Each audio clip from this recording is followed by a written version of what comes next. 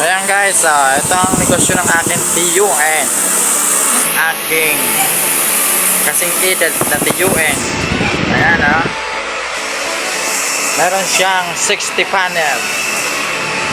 Ayan at meron siyang isang alalay na taga blower ng bagong kahig.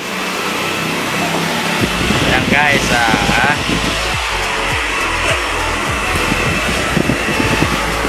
siya lang ang nag-invento niya paano mapadali yung yung trabaho. Diba mabilisan lang ang trabaho dahil dala-dalawa yung meron siyang taga blower. Ayan.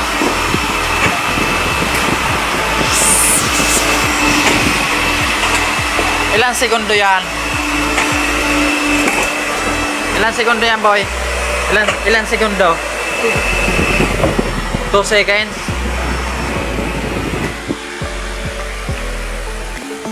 Bago iangat. Natutuyo naman. Kumita ka dyan, palataw. Ayan guys, pintura tinatapon na yung pintura. Diba guys? Isang balding mayonnaise.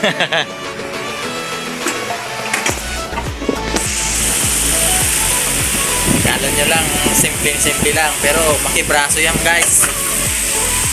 Makibraso yan.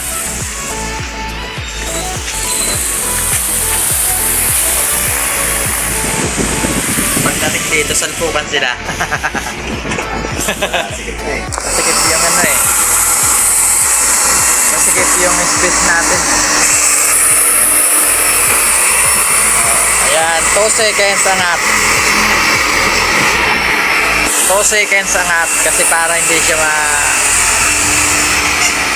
masunog. Diba guys? Mabilisan na ang trabaho niya natin.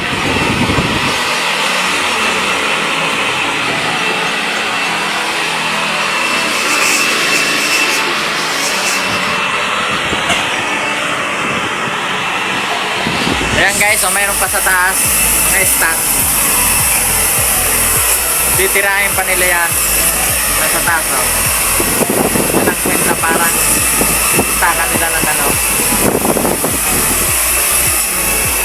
mga damit. Ayan ayan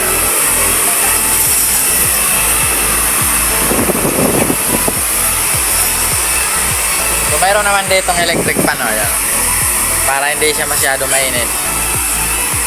So pagpunta doon, wala na, hindi naabot doon sa dulo yung lamig.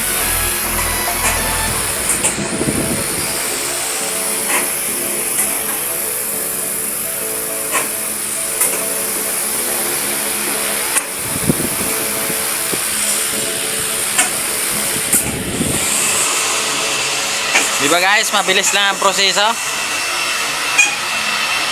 Kita nyo yung braso na yan braso niya yan lumaki sa kakakahig lang.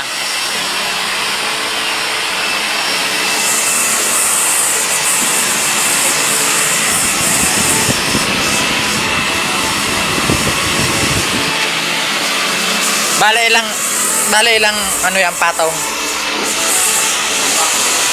5 daw. 5 daw na patong bago ma-finish line.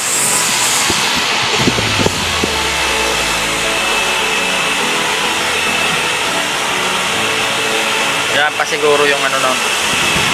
Makaabang na doon sa dulo para hindi siya masyadong makalat.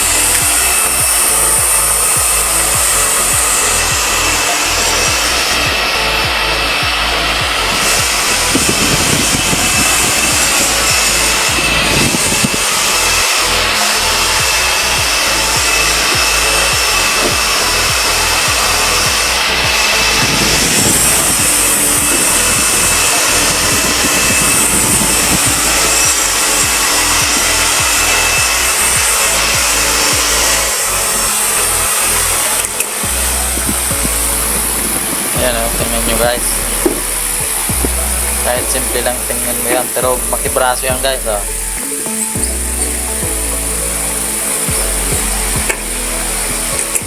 Oh, yan ang kalalabasan. Oh.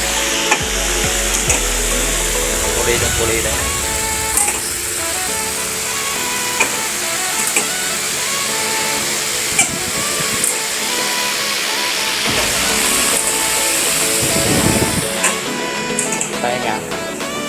Pahinga muna. Kasi para hindi sila magsalpukan banda doon. Maliit lang kasi yung space na ano.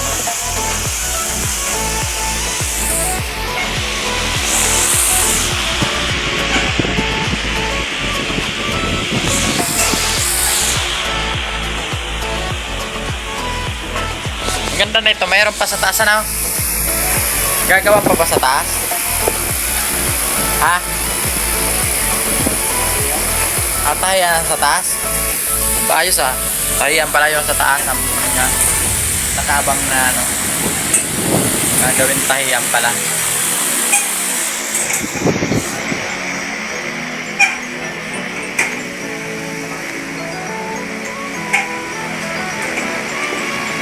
Talagang paghahanda talaga ng tiyuing ko ang lahat ng mga gamit.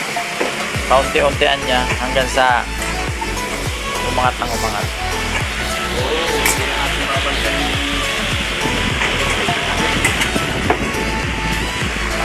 Dati kasi Tayo magpalaw. ang pamumuhay namin kasi dati na ito magdildil ng asin.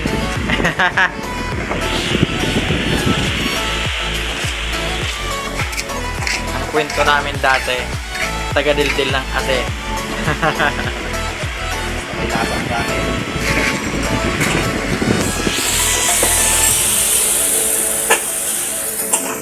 Sige, banat naman to eh.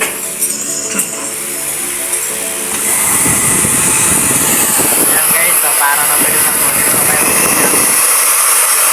3 days para nabili.